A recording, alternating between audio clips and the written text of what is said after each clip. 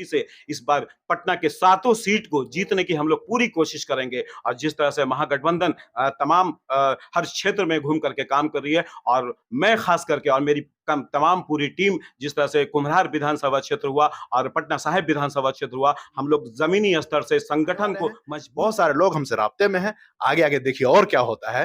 नीतीश कुमार का तो हो ही रहा है, उनके दल के बहुत सारे लोग आ रहे हैं और हम सबका स्वागत करें। जी लीजिए।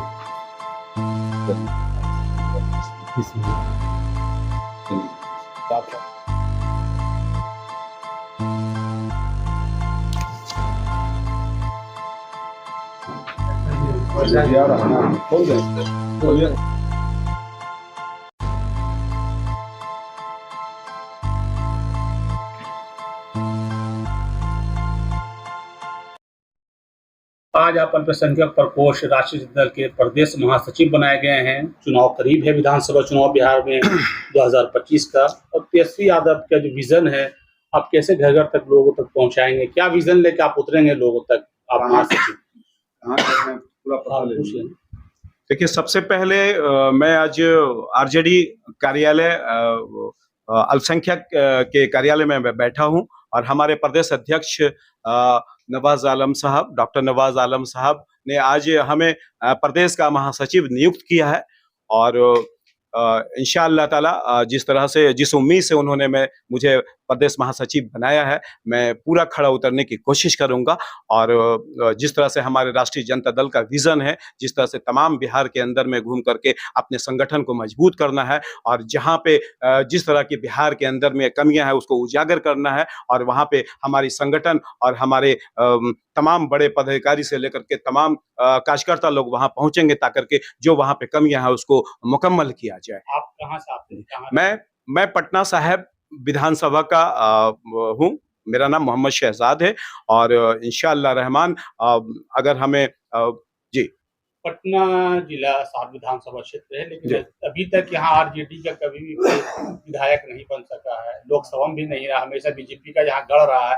आप कैसे इसको देखते हैं, पटना में कैसे मजबूत करें? इंशाअल्लाह रहमान इस बार आप देखेंगे 2025 में पटना नहीं, तमाम बिहार का नक्शा बदलेगा, और खासकर पटना में हम लोग जिस तरह से मजबूती से इस बार पटना के सातों सीट को जीतने की हम लोग पूरी कोशिश करेंगे। और जिस तरह से महागठबंधन तमाम हर क्षेत्र में घूम करके काम कर रही है, और मैं खास करके और मेरी तमाम पूरी टीम, जिस तरह से कुम्हरार विधानसभा क्षेत्र हुआ और पटना साहिब विधानसभा क्षेत्र हुआ, हम लोग जमीनी स्तर से संगठन को मजबूत करेंगे, और बूथ बाई बूथ लेवल से हम लोग जाकर के तमाम लोगों को जागरूक करेंगे। और जिस तरह से हमारे पार्टी का योजना है, जिस तरह से माई बहन योजना है, जिस तरह से इलेक्ट्रिक बिल को माफ करने का योजना है, तो तमाम जिस तरह से वृद्धा पेंशन है, जिस तरह से एजुकेशन को बेहतर करना है, जिस तरह से पलायन को रोकना है, जिस तरह से तमाम बिहार के अंदर में जो परेशानियां नीतीश कुमार ने खड़ा कर रखा है उसे हम लोग हटाने की कोशिश करेंगे। और तमाम हमारे माननीय तेजस्वी यादव हमारे जो नेता हैं, जो काफी मजबूती से तमाम बिहार के अंदर में घूम रहे हैं,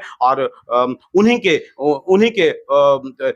उन्हीं की योजनाओं पे हम लोग तमाम बिहार में और खासकर पटना में अगर हमें अगर एक और जिम्मेवारी मिली तो मजबूती से पूरे पटना को हम जिस तरीका से जेडीयू में मुसलमानों का मोह भंग हुआ है, कहीं न कहीं अब पुराने जो उनके साथी है, खालिद अनवर साहब हो, बलियावी साहब हो, तमाम पोस्ट पर उन्हीं लोग को रखने का जो एक तरह से मंशा जेडीयू का रहता है, और जो नीचे तबके के जो और जो रहते कार्यकर्ता जो लगातार जमीन से काम करते हैं उन पर नया अनदेखी किया जाता है। क्या कहेंगे, उसको लेकर भी जेडीयू में नाराजगी है अल्पसंख्यक का, जो आप आज आरजेडी में शामिल हुए जेडीयू छोड़कर?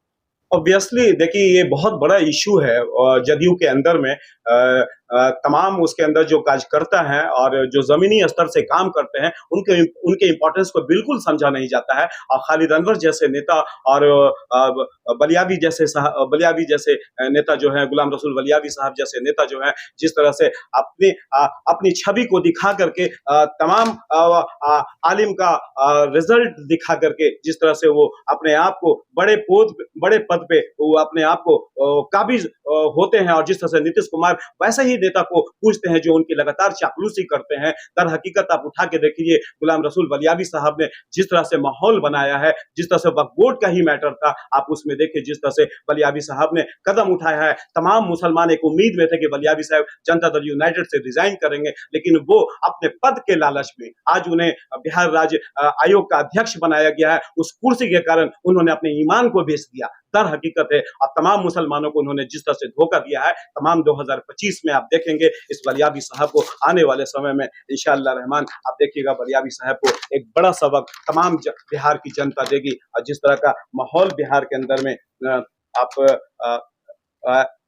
साइबेरियन पक्षीय को जदयू में पद दिया जाता है। आप सोच लीजिए, इसी से अंदाजा आप लगा लीजिए कि जदयू की स्थिति क्या बनी हुई है। यही कारण है कि लोग आप लोग की तरह जो मतलब कहा जा सकता है मजहबी नेता छोड़ के जदयू को जा रहे, खासकर मुसलमान ऑब्वियसली, और जो बचे नेता हैं उनको छोड़ना पड़ेगा और छोड़ रहे हैं। और तमाम आते आते इलेक्शंस तक आप देखेंगे जनता दल यूनाइटेड से तमाम वैसे कार्यकर्ता और तमाम जो मजबूत लोग हैं, जो वाकई वो तमाम बिहार का उज्जवल बेहतर भविष्य बेहतर चाहते हैं, वो सब छोड़ेंगे वहां से, इसलिए कि कुछ चाटुकर्ता नेता सारे पद पे हावी है और नीतीश कुमार सोचते हैं कि उनके बदौलत तमाम बिहार को वोट को पाया जा सकता है। लेकिन बिहार की जनता बहुत सचेत है इस बार, और 2025 में इंशाअल्लाह रहमान आप देखिएगा हमारी राष्ट्रीय जनता दल की सरकार मजबूती से बनेगी। जिस तरह से हमारे नेता हमारे तेजस्वी यादव जी जिस तरह से तमाम बिहार में मजबूती से अपने आप को रख रहे हैं, और तमाम कार्यकर्ता उनके और तमाम पदाधिकारी, और जिस तरह से अल्पसंख्यक हमारी टीम, तमाम हमारे अध्यक्ष जिस तरह से तमाम बिहार का दौरा कर रहे हैं और जिस तरह से मजबूती से अपनी बातों को रखते हैं और लोगों को बता रहे हैं और दर हकीकत उनके काम को अंजाम दे रहे हैं, तो इंशाअल्लाह रहमान 2025 में आप देखेंगे इस बार राष्ट्रीय जनता दल की सरकार बनेगी और माननीय तेजस्वी यादव जी इस बार मुख्यमंत्री बनेंगे। क्या कहेंगे? आज ये जनाब शहजाद साहब पटना साहिब से आते हैं, प्रदेश के महासचिव बनाए गए हैं आरजेडी प्रकोष्ठ के, क्या लगता है कितना आपको भरोसा है? देखिए, इनके पहले बैकग्राउंड को देखिए, ये पहले जदयू में थे और बहुत बड़े नेता थे, बहुत संगठन का इन्होंने काम किया और हमारे कामों से प्रभावित होकर के जिस तरीके से वक्फ बिल के खिलाफ हम लोगों ने अल्पसंख्यक प्रकोष्ठ के जो प्रदेश अध्यक्ष हैं डॉक्टर नवाज आलम उर्फ अनवर आलम साहब के नेतृत्व में गर्दनी बाग में धरना दिया, उससे मुतासिर होकर इन्होंने जदयू छोड़ करके हमारी पार्टी को ज्वाइन किया है।